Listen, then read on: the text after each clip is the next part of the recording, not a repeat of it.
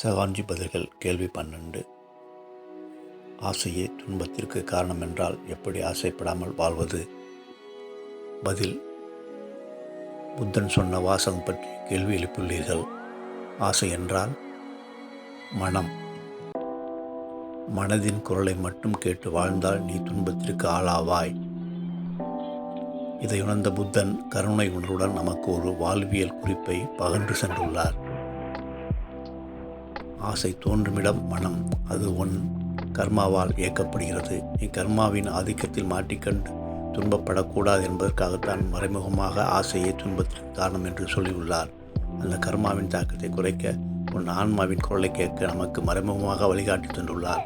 கர்மா இதை செய் என உன் மனதின் வழியாக தூண்டும். ஆனால் உன் ஆன்மா இப்படி செய் என உன் உள்ளுணர் வழியாக மௌனமாக பேசும். இதை சராசரி மனிதன் தவறவிட்டு தன் கர்மாவினால் துன்பத்திற்கு ஆளாகின்றான். ஆன்மாவின் குரலை கேட்க நீ மனதளவில் அமைதிப்பட வேண்டும்.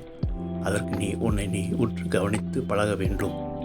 இதுதான் தியானத்தின் முதல் பாடம். நீ இந்த விழிப்புணர்வற்ற சமூகத்தினால் மற்றவர்களை மட்டும் உற்று பார்க்க பழக்கப்பட்டுள்ளாய். அந்த பார்வையை உள்முகமாக திருப்பு. தினமும் உன்னை கவனி. உன் உடல் மன அசைவுகளை கவனித்து உன்னை நீ நேசிக்க பழகு. இதனால் உன் ஆசை உன்னை ஆட்டுப்பதில் இருந்து தப்பித்துக் கொள்வாய்.